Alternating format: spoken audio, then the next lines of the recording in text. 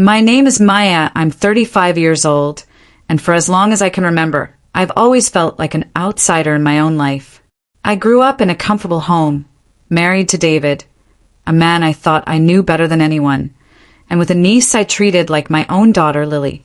On the surface, everything was perfect until you looked a little closer.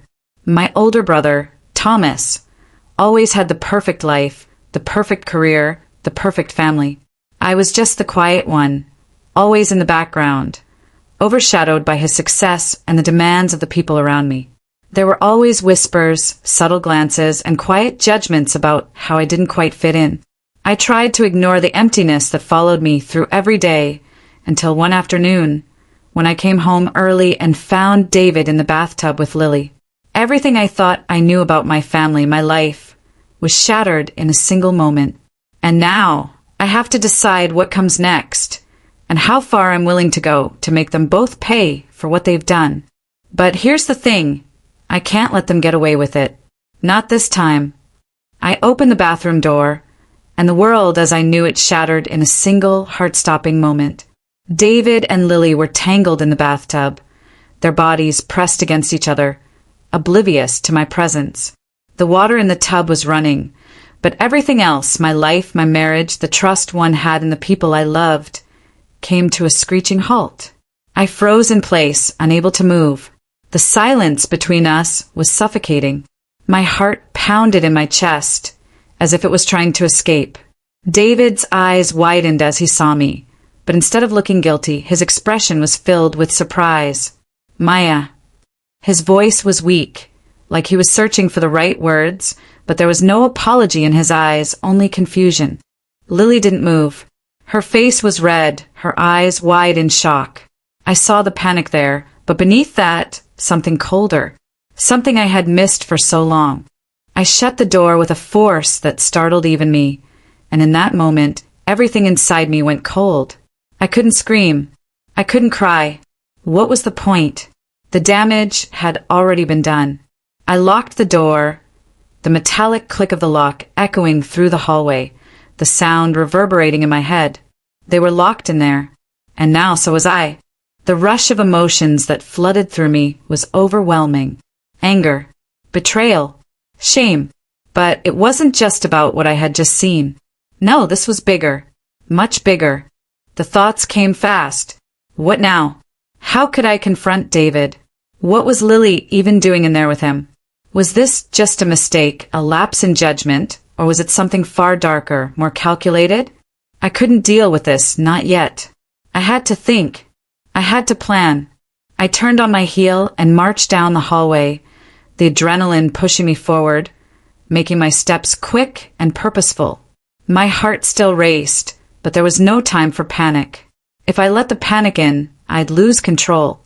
If I lost control, I would never get answers. I needed them to feel like I still trusted them, that I didn't know what I had just witnessed.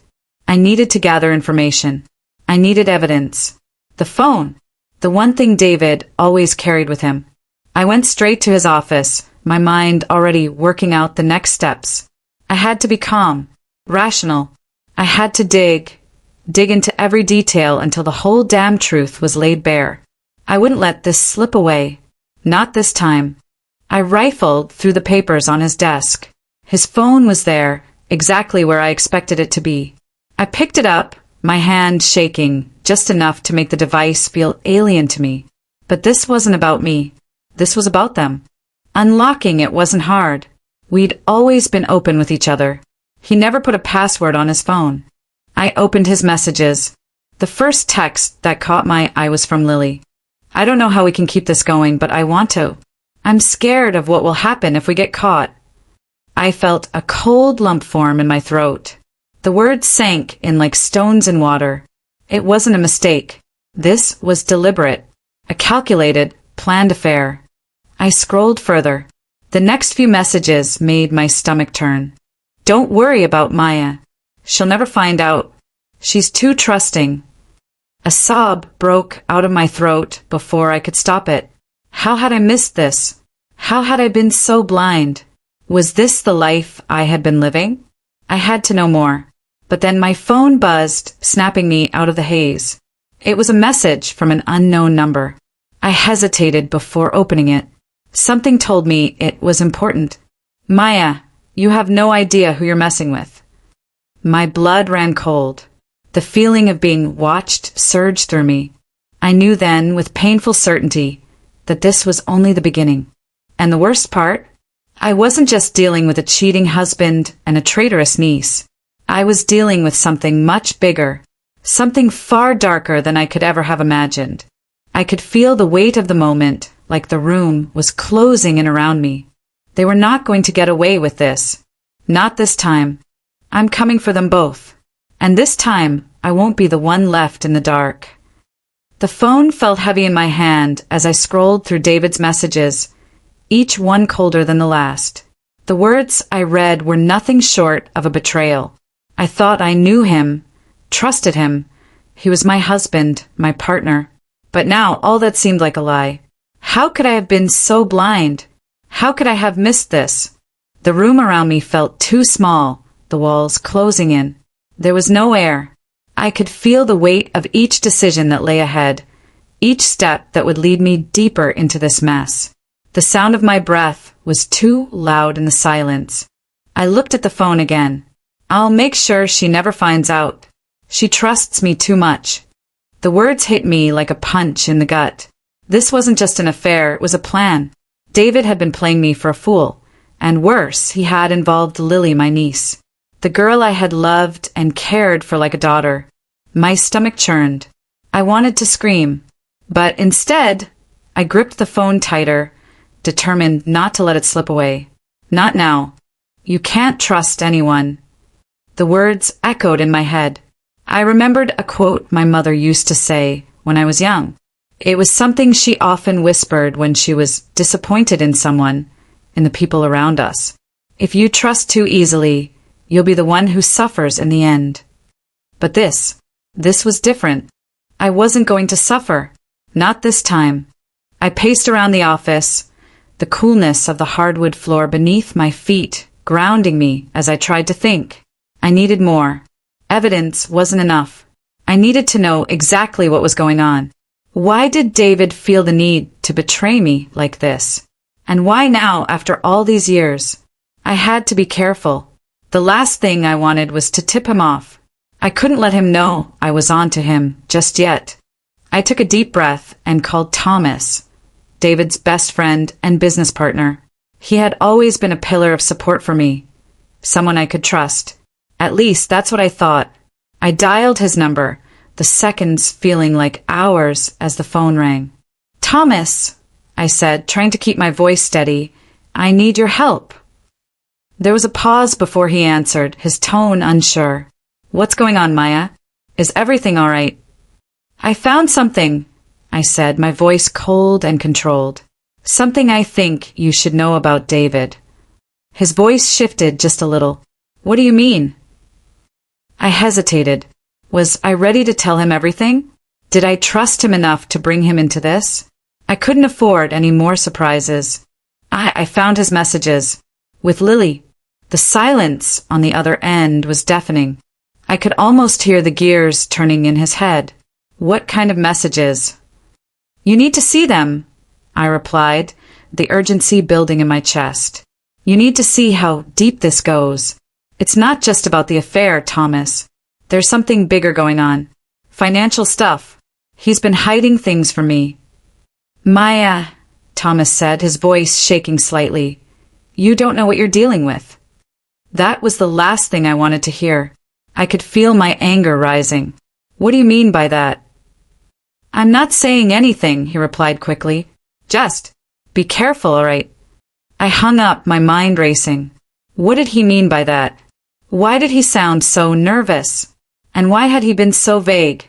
I didn't have time for games. I needed to figure this out, and fast.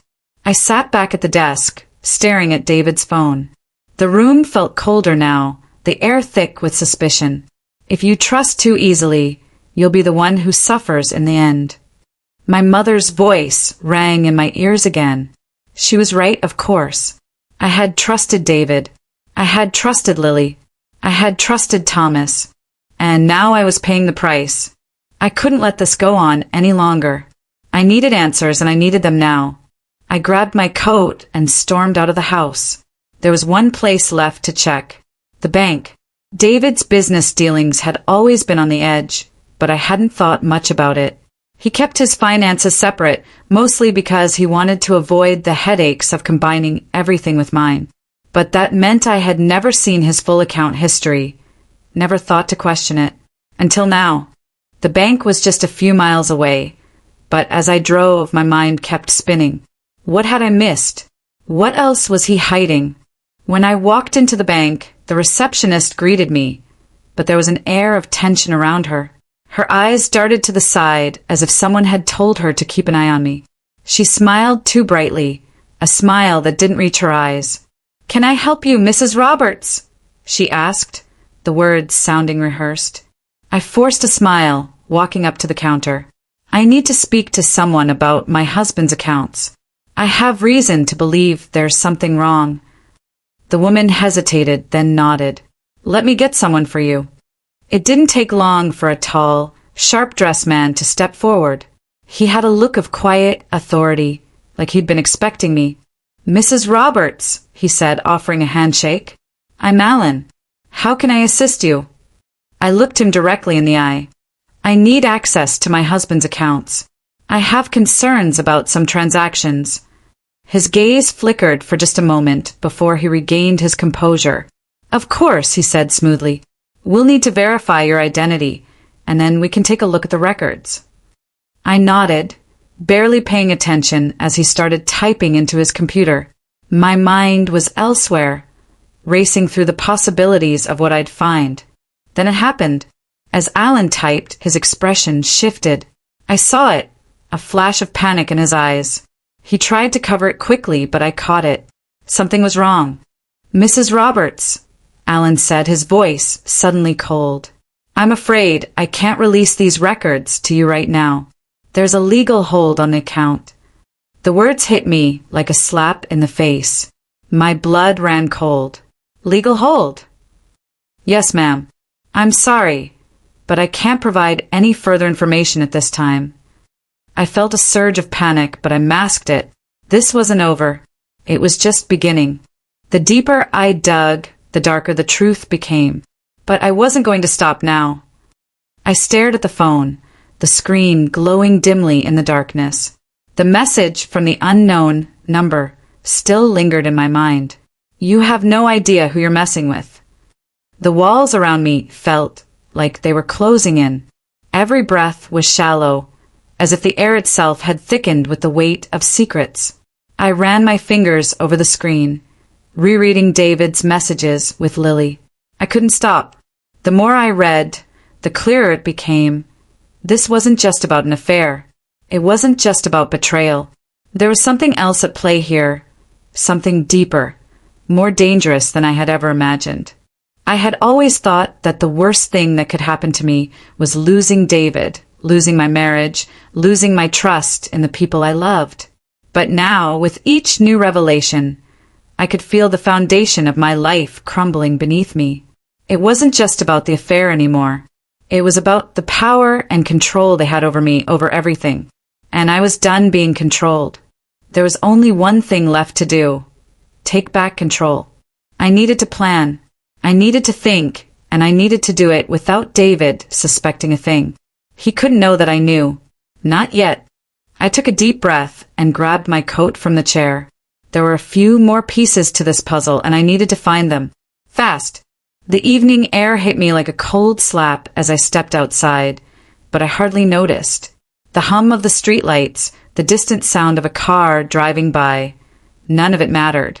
I had one goal now: to gather as much information as I could. No more waiting. I couldn't afford to wait anymore. The first stop was the safe deposit box. I pulled up to the bank, the building standing dark and silent in the dim light of the street. The guard on duty barely looked up as I walked in, his eyes scanning the papers in front of him. "Can I help you, Mrs. Roberts?" he asked, barely glancing at me. The familiarity in his tone made me shudder. How many times had I walked in here before? How many times had I trusted the people around me? I need access to my husband's safe deposit box, I said, my voice steady, though the words tasted like ash in my mouth. The guard looked up. I'll need verification. He nodded to the form on the desk, and I signed it quickly. My heart was pounding, but I tried to keep my face neutral. I couldn't let anyone see how badly I was shaking inside. The guard returned a moment later with a small metal key. He led me to the back room, where the small safe deposit boxes were lined up in neat rows. He unlocked one and handed me a small folder. My fingers brushed against the cold metal of the folder. I had no idea what I'd find, but I knew, deep down, that whatever was in it would change everything. I sat in the car, my hands trembling as I opened the folder. Inside, there were papers, financial statements, legal documents, and several contracts I couldn't make sense of. But one document caught my eye. A transfer of property documents. The paper was dated last week. It was for the sale of the house. David had put the house up for sale. I couldn't breathe. The house, the home where we'd built our life, was gone. But worse than that, it was part of a larger scheme. The transfer wasn't just for a sale, it was a strategic move. David had signed it over to a shell company, a company I'd never heard of. I read the name again, slowly, the letters blurring in front of my eyes. Darthwood Holdings. I didn't recognize the name, but I knew I had to find out everything about it. Who was behind it? Who was making these moves without my knowledge? My phone buzzed in my pocket, breaking me from my thoughts. It was a text from Thomas. Maya, be careful. This is bigger than you think. I froze. My heart skipped a beat. Why was he telling me this now? Why didn't he warn me earlier? Before I could reply, I felt a presence. Someone was standing too close to the car. I turned, my body tensing, but it was just the guard from the bank, watching me from a distance. You all right? He called out, his voice calm but edged with something I couldn't quite place. Yeah, I said quickly, rolling up the window. I didn't trust him. He was watching me too carefully, like he knew something I didn't. The second I drove away, the tension in my chest only grew. There was something wrong. I could feel it. Someone was watching me, and I didn't know who it was. I needed answers, and I had to move fast. They were coming for me, and they weren't going to stop until they got what they wanted. As I pulled into the driveway, I saw David's car parked in the garage. He was home. I didn't know how much time I had, but one thing was clear. Everything was about to change, and I was going to make sure I was the one in control. You're not the only one who can play this game, I muttered to myself as I grabbed the key to the front door. David wouldn't know what hit him. The house felt unnervingly still. I had expected David to be in the living room, waiting for me, or perhaps in his study pretending to work. But when I stepped through the door, everything was eerily quiet. Too quiet. My pulse quickened as I walked through the hall, my eyes scanning every corner. The tension was suffocating, like there was a weight pressing down on my chest, making it harder to breathe. I knew this moment was coming. The moment when everything I had uncovered would be thrown into the open. It was no longer just about confronting David. This was bigger than that. This was about taking back control, about making them both understand that I wasn't some naive woman to be pushed around. The house was always our sanctuary, my sanctuary. But today it felt like a battlefield. I moved toward the kitchen, my footsteps barely making a sound on the polished wood floor. David's keys were still in the bowl by the door, the faint scent of his cologne lingering in the air. It felt like I could almost hear him somewhere nearby, just out of sight, watching me. But I didn't turn to look. I had a plan, and nothing would stop me from seeing it through. My phone buzzed in my pocket. It was a message from Thomas. Maya, don't do this. You don't know what you're up against. I almost laughed. Was he seriously trying to warn me now? After everything that had happened, everything I had uncovered? What did he think? That I'd back off because of a text? I shook my head. No, I had to see this through. I entered the living room, expecting the usual sight of David sprawled on the couch, absorbed in his phone or a book. But instead the room was empty. My eyes moved toward the study at the far end of the house. It was where David spent most of his time these days. The door was slightly ajar, and I could just make out the faint light from inside. He was there. I could feel it. I took a deep breath, the air cold against my skin, and walked down the hall toward him. My fingers tightened around the door handle, but I hesitated for a split second. What was I afraid of? What would happen if I confronted him? Would he deny everything? Would he try to lie his way out? I pushed the door open. There he was, sitting at his desk, his back to me. He didn't turn around, didn't acknowledge my presence.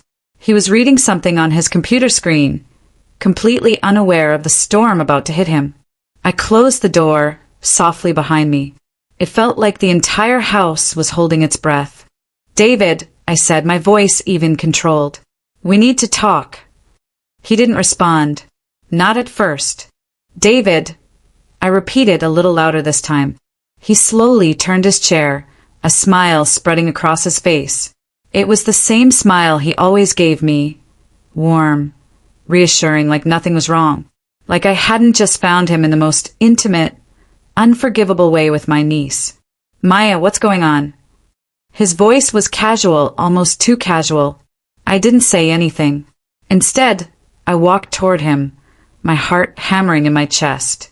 The air between us was thick with tension. I pulled out the phone. "I think you've been hiding something from me," I said, holding it out for him to see. The text messages between him and Lily were right there, staring at us both.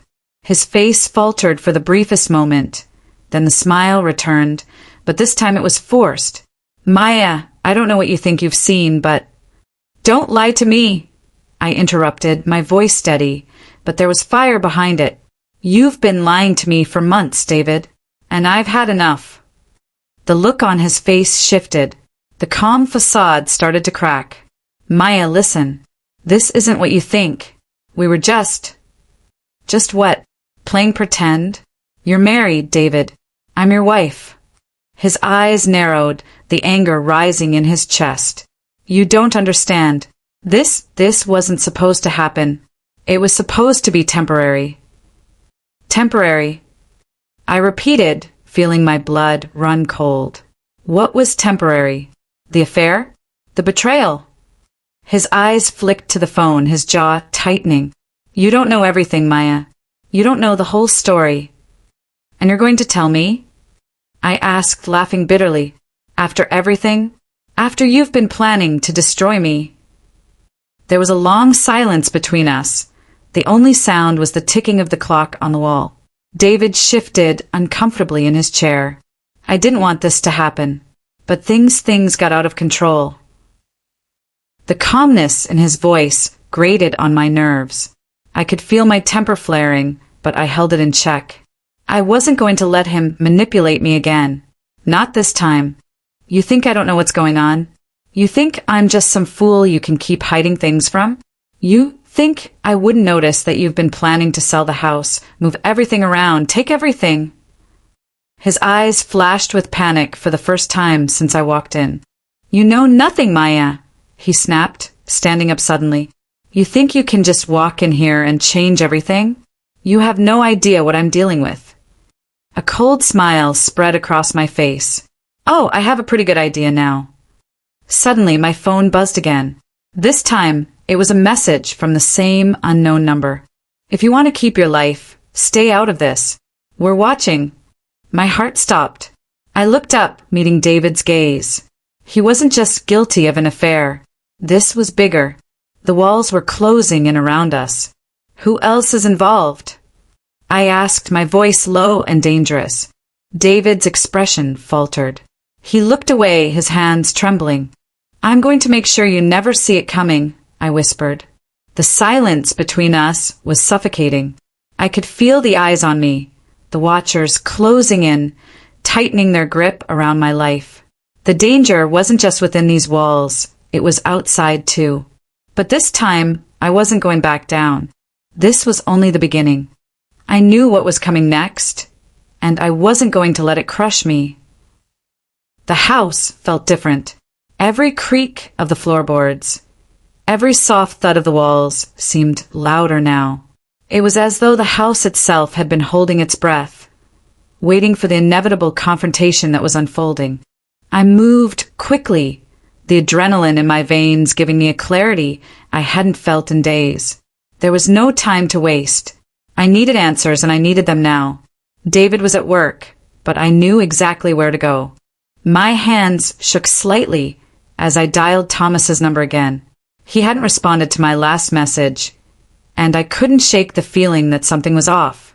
He was always so careful, so controlled, but this time he'd been different. I needed him in this, or at least, I needed to know if I could trust him. Hello. His voice cracked on the other end. You need to tell me what's going on, Thomas, I said, cutting straight to the point. I told you to stay out of this, Maya. His tone was more than just concerned. It was laced with fear. Tell me everything. You have no idea what you're involved in. I didn't have time for his cryptic warnings. What about Lucas Hart? What's his connection to David? I heard a long silence and then a soft curse. Maya, don't. I'm not backing down.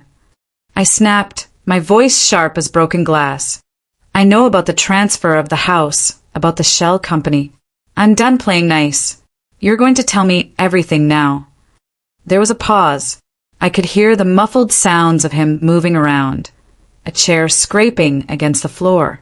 The tension between us hung like a thick fog. I didn't want you involved in this, he finally said, his voice low. Lucas has been manipulating everything. David, he was never in control. Lucas was always the one pulling the strings. It was supposed to be simple. David takes a fall, and Lucas walks away with everything. But they never planned for you, Maya. I swallowed hard, the weight of his words settling on my chest. What does that mean for me? It means you're in more danger than you realize. If Lucas thinks you know too much, if he thinks you'll ruin everything, he'll stop at nothing to silence you. You're not just messing with David anymore. You're messing with people who play for keeps. The words hit me like a punch to the stomach. I was in deeper than I had realized. This wasn't just a betrayal from David. It was something bigger, something darker. I had crossed a line, and there was no going back. Before I could respond, the line went dead. Thomas had hung up.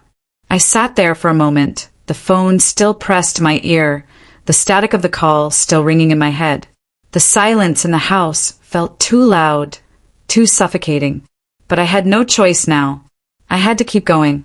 I couldn't afford to let fear slow me down. I grabbed my keys and headed for the door. The car ride was a blur. Just the hum of the engine and the quick flash of streetlights as I sped through the city. My mind raced through the possibilities, trying to piece together the larger picture. David and Lily were pawns in someone else's game, and I was now caught in the middle. But I wasn't going to let them control me anymore. I would take control. The bank was my next stop. I needed the details, the paper trail that would lead me to Lucas. If I could find the connection, I could take it all down. The bank was busy, but the moment I walked through the door, I could feel eyes on me. The same guard from the other day greeted me with a nod, but there was a subtle shift in his demeanor, a quick glance at the back of the room. He knew something I didn't, and I could feel the weight of his gaze as I walked toward the counter. I need access to the documents for the account connected to Darthwood Holdings, I said, keeping my voice steady. The clerk hesitated, her fingers hovering over the keyboard. We'll need authorization from the account holder before we can release any details. I placed the documents I had found earlier on the counter. The transfer papers, the legal agreements, everything was there. I have authorization, and if I don't get the information I'm asking for, you can kiss your job goodbye. The clerk glanced up at me, her face pale. She must have realized this was no longer just a request. It was a threat. She hesitated for a moment longer before nodding. I'll be right back. I didn't move. The tension in the air was suffocating. I could feel the eyes of the other customers boring into me, but I didn't care. I wasn't leaving without what I needed.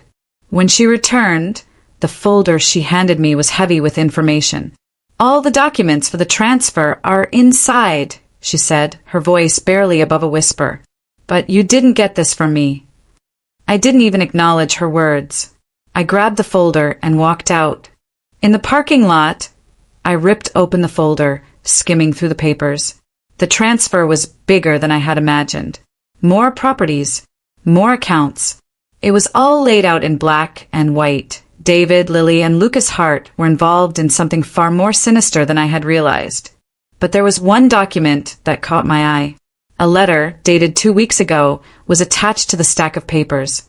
The name at the bottom sent a chill down my spine. Tommy Graves. I had never heard of him. But as I read further, my heart began to race. Graves wasn't just some businessman. He was involved in shady real estate deals across the city. And Lucas had been using him to launder money. I felt the hairs on the back of my neck rise. This wasn't just about betrayal anymore. It was about survival. Someone was watching me, and they weren't going to stop until I was gone. I wasn't the only one keeping secrets, but I would be the one to expose them. The air was thick with tension as I stepped into the conference room, the weight of the documents in my hands feeling like 1,000 pounds. The room was sterile, cold, almost clinical, but there was nothing clinical about what was happening. This wasn't just business anymore. This was personal. Thomas sat across from me, his face pale, his hands trembling slightly as he adjusted his papers. He didn't speak immediately. He didn't need to. I could feel the gravity of the moment pressing in on both of us. "You knew," I said, quietly, the words thick in my throat. "You knew everything, didn't you?" He didn't meet my gaze. Instead, his eyes darted to the papers on the table. "Maya, this wasn't supposed to happen. It was supposed to be clean, you understand? David was always going to be the scapegoat." The words hit me like a slap in the face. Clean? This wasn't clean. This was a wreck. A disaster. A betrayal so deep I wasn't sure I could recover from it. "Do you think I don't understand what's at stake?" I asked, my voice low but sharp. "Do you think I don't know that Lucas and David have been running this whole thing behind my back? The property transfers, the shell company, the lies, all of it. It's not just about money, is it? It's about control." Thomas finally met my eyes. "It wasn't supposed to involve you, Maya. I didn't want you to get hurt. But Lucas, he's dangerous. If you get too close, he'll take everything from you. He'll destroy you." I laughed bitterly, the sound hollow in the room. "Everything's already been destroyed, Thomas. You think I care about my money? You think I care about the house or any of this? This is about trust. This is about family. And you've all been playing me like I was nothing."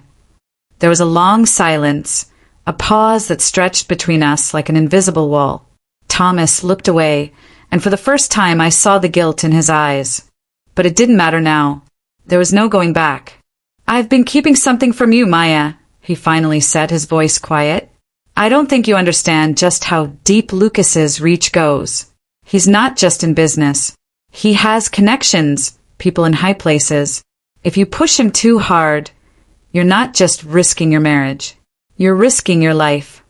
My heart skipped a beat. "What are you saying?" He swallowed hard, his voice barely a whisper now. "There's a reason why David's been so distant lately. He's been compromised. Lucas has him in his pocket. And if you push him too far, you might be putting yourself directly in Lucas's sights." The weight of his words crushed me, but I wasn't about to back down. If anything, the threat only made me more determined. "I'm not afraid of him," I said, my voice stronger than I felt. "I'll take down every last one of them." Thomas's eyes flicked to the side, a nervous glance, and he leaned forward. "It's not that simple, Maya. You have no idea who you're up against." I felt the air in the room grow even heavier. I had known, deep down, that there were more players involved in this twisted game. But hearing it from Thomas, hearing the fear in his voice, it was a wake-up call. "Then tell me what I need to do," I said, leaning forward, my voice a mix of anger and desperation. "Tell me how I stop this before it's too late." He hesitated for a moment, as though weighing his options. Then, finally, he spoke. You need to go to the authorities. The documents you have, the ones you found with the shell company, those are your leverage. If you take them to the right people, Lucas and David won't be able to wiggle out of it. Who can I trust? I asked, my voice tinged with doubt. How do I know they won't just try to cover it up too? You have to trust someone outside of this web, Thomas said urgently. Someone clean. Someone who doesn't have a vested interest in seeing you fail. I didn't want to hear it. The idea of involving anyone else in this was terrifying. But I knew he was right. I had no choice. The drive to the police station felt surreal. The lights flashing outside the building seemed to blur, the noise of the city muted by the pounding in my chest. For the first time in days, I was filled with a strange sense of clarity. I had a plan. I knew what I had to do. But there was one final, terrifying realization. This was it. This was the point of no return. I walked into the station, the folder with the documents clutched tightly in my hands. The officer at the front desk barely looked up, but when I approached, he noticed the look in my eyes. He knew something was off. What can I help you with, ma'am? He asked, his voice polite but tired. I need to speak with someone about a criminal investigation, I said, my voice steady, though my heart was racing. It's about a money laundering operation, and it involves people in very high places. It was hours later, and the weight of what I had done still hung heavy in the air. But as I sat in the sterile room, waiting for the detectives to review the evidence I'd handed them, I felt a small flicker of hope.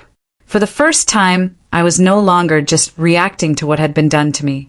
I was taking control. David didn't come home that night, and I didn't know if he ever would. I didn't know how this story would end, how far the investigation would go, or how much I would lose in the process. But I did know one thing.